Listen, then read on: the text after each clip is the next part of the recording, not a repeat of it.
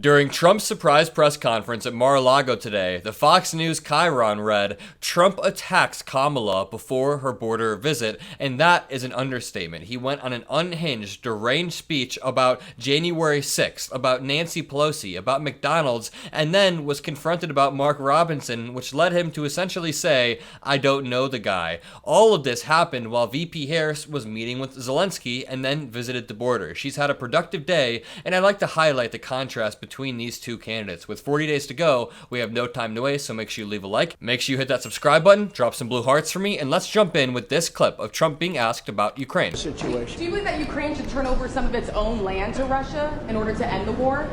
We'll see what happens. He is asked, do you think Ukraine should turn over its own land to Russia in order to end the war? He says, we'll see what happens. Now, this should be an unequivocal no from any leader in a liberal country. The leader of France, the leader of Germany, even our ally over in Canada, they all say we will not let Ukraine cede land. But Trump is over here saying we'll see what happens. And I can guarantee you, all Putin has to do is flatter Trump one time, give one simple compliment, and Trump will give him all of the Ukrainian land that he wants. And what would happen? I say this all the time, but Russia has this historical strategy of starting a war, pausing it when it serves their interests strategically, and then reigniting it down the road. You know how they invaded Crimea in 2014 and then paused it and then reignited it in 2022 with a full-scale invasion? Well, if they got this land, they would pause the war, they'd be like, yeah, we're done, and then a decade down the road, they would launch the invasion again. He's kicking the can down the road, and that's why we need to stop Vladimir Putin in his tracks right now. In this clip, Donald Trump rants about Nancy Pelosi needing to be prosecuted for January 6th. And Nancy Pelosi has a little problem because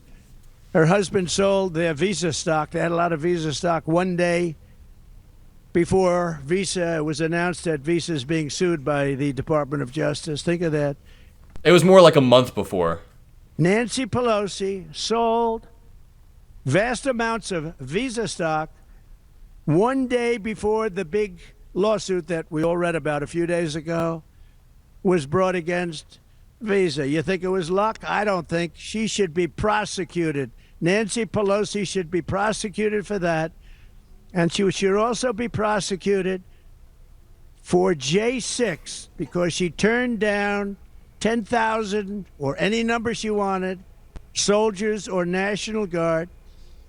And I hope you all read John Solomon and what John Solomon wrote 2 days ago. John Solomon is a propagandist. The President of the United States, the Commander-in-Chief, has ultimate authority over the National Guard in 10 out of 10 situations. There is never a scenario where the Speaker of the House has more control over the National Guard or the military or anything like that, more so than the government. It does not work like that. And Trump is lying here. He's also projecting. He's the one that on January 6th sat there, watched it unfold, and did not send out a video until the last minute where he eventually told them, I love you guys, but go home, which is honestly disgusting in and of itself. But Trump is the one who needs to be prosecuted not only for January 6th, but for his actions leading up to it, his pressuring of officials, his unconstitutional legal theory that John Eastman crafted up, his pressuring of Mike Pence. And now we got a new poll from Fox News. This poll is coming from Fox, and something I want to highlight is that Fox News' polling section, their polling institution, is separate from their news. So Jesse Waters has nothing to do with the polling,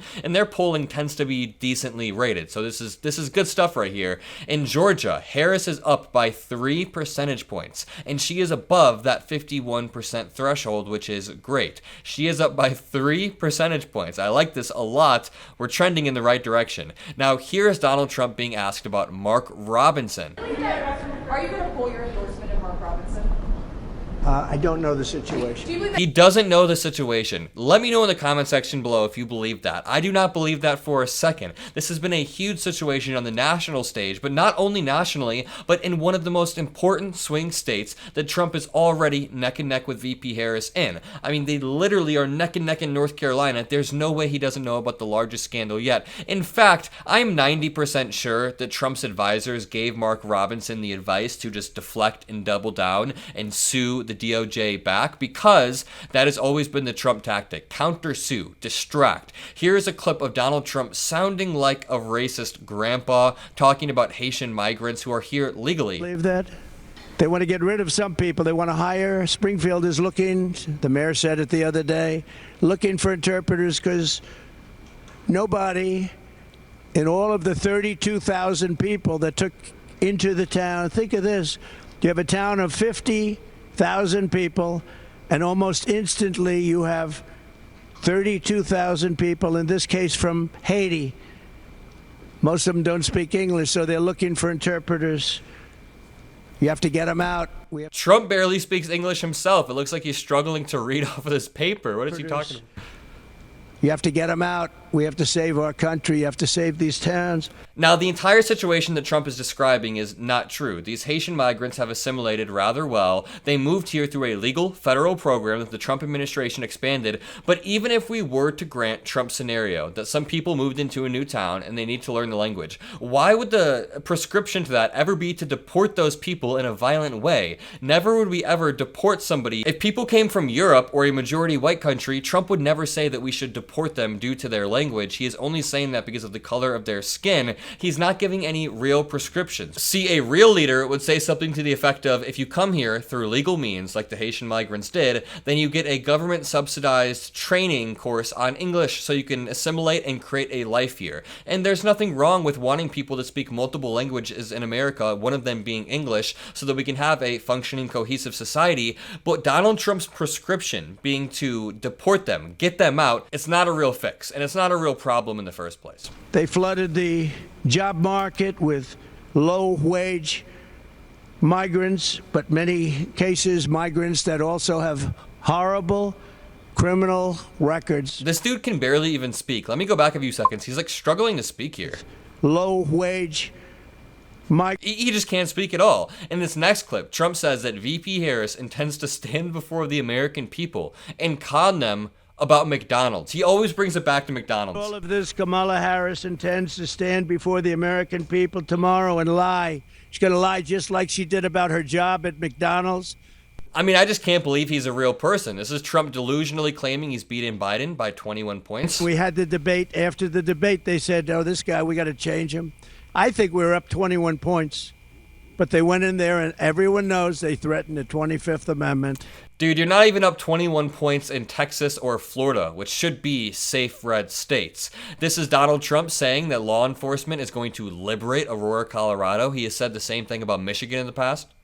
Act Title 42, I will send a federal law enforcement, large group of people, but a tough group of people to liberate Aurora, Colorado. The governor of Colorado is petrified of these gangs. These are Venezuelan gangs with equipment better than our military has, going in with guns. The governor of Colorado is a coward. He's afraid to do what you have to do. And every other town that has been taken over by the migrant gangs and criminal alien thugs. Okay, again, he can barely read, but he said a few contradictory things in this statement. Number one, he said the governor of Colorado is terrified of these gangs, which implies that the governor of Colorado has come out and said something to the effect of, wow, there's a massive problem here. But no, the governor of Colorado has said the exact opposite, that Donald Trump is sowing disinformation and fear. And then Trump says a minute later, the governor of Colorado won't do anything. So obviously he's affirming that Polus has said absolutely nothing. Also, why does he keep saying that immigrants have better weaponry than our military? I'm pretty sure the U.S. military is notorious for being like 10 years ahead in technology behind the scenes that nobody knows about. So Trump obviously isn't getting those secret briefings on what's going on. But either way, if you enjoyed this video, if you appreciate what I do, drop a like, drop some blue hearts, hit that subscribe button. Have a great rest of your day. Peace out.